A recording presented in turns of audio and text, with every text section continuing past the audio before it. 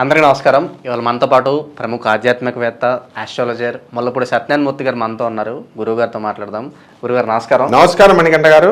2025లో వృశ్చిక రాశి వారికి ఎలాంటి ఫలితాలు ఉండబోతున్నాయి? సో చాలా సంవత్సరాల తర్వాత మళ్ళీ ఒక మంచి దశ తిరగబోతుందని చెప్పి మాట్లాడుకుంటున్నారు.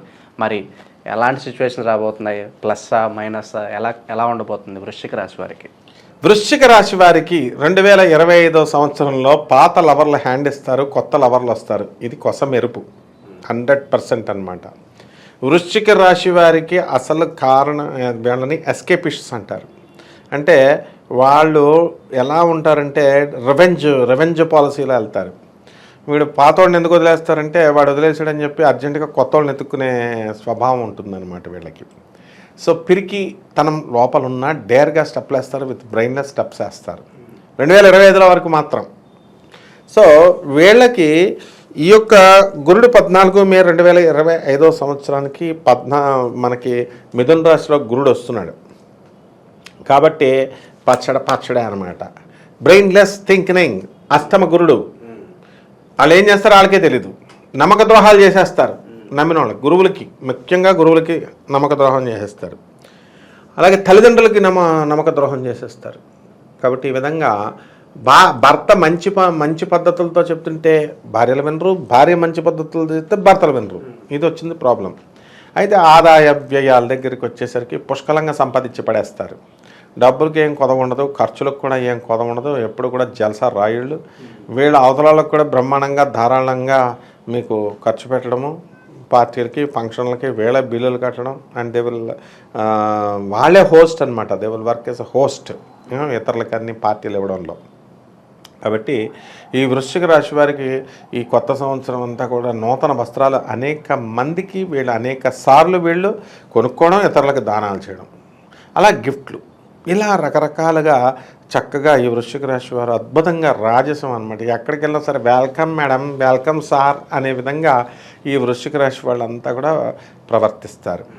కానీ తేలికదా కోపం ఎక్కువ ఉంటుంది. కోపం వల్ల ఈ వృశ్చిక రాశి వాళ్ళు వాళ్ళ లైఫ్ని 2025 సంవత్సరంలో లాస్ చేసుకోవడానికి అవకాశాలు ఉంటాయి. ఇకపోతే అర్ధాష్టమ శని నడుస్తున్నాడు, పంచమ రాహు నడుస్తున్నాడు. వాళ్ళు ఉల్టా అవుతారు ఇప్పుడు. కాబట్టి ఇప్పుడు మనకి మే 14 తర్వాత మార్చి 29 తర్వాత ఏమో శని ఏమో మీనరాశిలోకి పోతాడు. ఆ రాహు ఏమో మే 29 తర్వాత మీనరాశి నుంచి కుంభరాశిలోకి వచ్చేస్తాడు. అంటే అన్ని గొడవలు, ఆలోచనలు, ఇంట్లో అమ్మ మీద అలగడాలు, తల్లిదండ్రుల మీద అలగడాలు, ఇంకా ఆస్తుల పంపకాల అన్నలతో సమానంగా ఇమ్మని ఫైటింగ్లు, ఈ రకంగా వీళ్ళ యొక్క ప్రవర్తన అనేటటువంటిది ఉంటుంది. అంటే కాకపోతే సృజనాత్మకంగా ఆలోచిస్తారు వృశ్చిక రాశి వారు. ఆ విషయంలో మాత్రం మెచ్చుకోవాలి. డేర్ అండ్ డాషింగ్గా ఏ పనైనా సరే చేస్తారు. కాకపోతే పాపం బ్రెయిన్లెస్, తెలివి తక్కువగా చేస్తారు. చంద్రుడు వీక్ అనమాట వృశ్చిక రాశిలో. కాబట్టి ఈ చదువుల్లో విద్యార్థులు డల్ అయిపోతారు. ఎక్స్ట్రా కరికులర్ యాక్టివిటీస్ అన్నీ ఒకప్పుడు అనేవారు. అవి అంటే స్పోర్ట్స్ ఆడుకోవడం, ఖోఖోలు ఆడుకోవడం. ఇప్పుడు ఎక్స్ట్రా కరికులర్ యాక్టివిటీస్ అంటే లవ్లు, వాట్సాప్లు, వీడియోలు చూసుకోవడం, సినిమాలకు వెళ్ళడం, ఇంకా అడ్వాన్స్డ్గా పబ్స్కి వెళ్ళిపోతున్నారు శుభ్రంగా. కాబట్టి ఇలాంటివి కనుక చేస్తే మొత్తం లివర్లు దొబ్బుతాయి అన్నమాట. కాబట్టి స్టూడెంట్స్ అనేటటువంటి వాళ్ళు ఎంతసేపు కూడా చదువు మీద ఏకాగ్రత పెట్టకపోతే పిచ్చి వేషాలు ఇస్తే ప్రొఫెసర్లో ఏం చేస్తామంటే డిటైన్ చేసేస్తాం, ఇంటర్నల్ మార్క్స్ తగ్గించి పడేస్తాం, అందులో డౌటే లేదు. కాబట్టి విద్యార్థులు చాలా జాగ్రత్తగా చదువుకోవాలి. విదేశాలకు సంబంధించి అవకాశాలు చక్కగా వస్తాయి, డబ్బులు కూడా సమకూరుతాయి బ్రహ్మాండంగా. ఫారిన్ యూనివర్సిటీస్లో వీళ్ళు వెళ్ళడానికి అవకాశాలు. ఏ వ్యాపారాలు బాగా కలిసి వస్తాయి అంటారు 2025లో ఈ రాశి వారు? వృశ్చిక రాశి వారు ఒక ఎలక్ట్రానిక్స్ జోలికి వెళ్ళకూడదు, ఒక ఇనప బిజినెస్ల జోలికి వెళ్ళకూడదు, తవుళ్ళు, ఆయిల్లు ఇలాంటి వ్యాపారాలు చేయకూడదు. కిరాణా షాపులు పెట్టుకోవచ్చు, అపరాలు పెట్టుకోవచ్చు, పిండాలు పెట్టుకోవచ్చు. పంతులు గారులకి పిండాల బిజినెస్. దేవుడు పూజ చేస్తే, సత్యనారాయణ స్వామి వ్రతం చేస్తే 500, పిండం పెడితే ₹1,00,000 ప్యాకేజ్ చచ్చిపోయిన దగ్గర నుంచి అని చెప్పేసి ఈ పూజలు చేసేటటువంటి చాలామంది ఇప్పుడు కాదు 15 సంవత్సరాల క్రితమే పాపం ఈ వ్రతాలు చేసేవాళ్ళు అపరానికి ట్రాన్స్ఫర్ అయిపోయారు. అలా ఈ సంవత్సరం 2025లో అపరం అంటే ఈ యొక్క పిండాల కార్యక్రమాలు వీళ్ళు చేసేవాళ్ళు నెంబర్ 1లోకి వెళ్ళిపోతారు అందులో.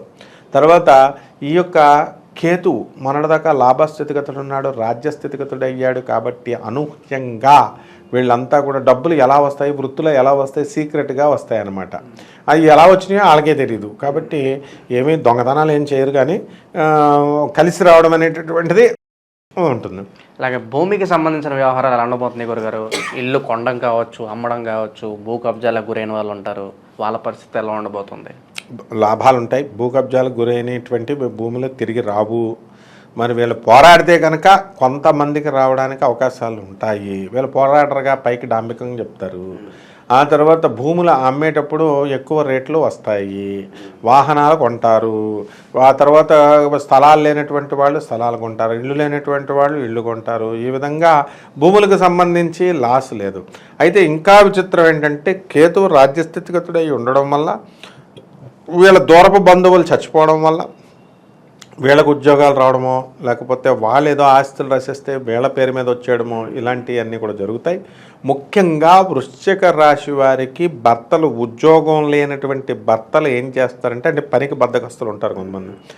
పెళ్ళాలు కనుక ఉద్యోగాలు చేస్తే వాళ్ళు 10 సంవత్సరాల నుంచి 5 సంవత్సరాల నుంచి దాచుకున్న 40 లక్షలు 80 లక్షల రూపాయలు పెట్టుబడిగా పెట్టి కుక్కల బిజినెస్ పెడతారు 40 లక్షలతో. పౌల్ట్రీస్ అలాగా. ఆ తర్వాత పోనీ అదొక్కటే చేయొచ్చు కదా, దురాశకి వెళ్ళి ఎవడో సలహా ఇచ్చాడని లెక్కర్ బిజినెస్లో రెస్టారెంట్లో పెడతారు. అది చేయలేరు, ఇది చేయలేరు, దానికి లైసెన్స్ రాదు. 80 లక్షల రూపాయలు స్వహా జనాలందరి దగ్గర. ఇది పబ్లిక్ లిమిటెడ్ కంపెనీ కింద పెళ్ళాన్ని డైరెక్టర్ల కింద పెడతారు, డబ్బులన్నీ తీసేసుకుంటారు. లాస్లు అవుతాయి, వాళ్ళు వెళ్ళి ఎల్బీ నగర్ పోలీస్ స్టేషన్లో కేసు పెడతారు. ఆ విధంగా అనేక మంది ఈ వృశ్చిక రాశి వాళ్ళు ఈ సంవత్సరంలో జరుగుతున్నాయి. అందుకని విత్ ఎగ్జాంపుల్స్ చెప్తున్నాను.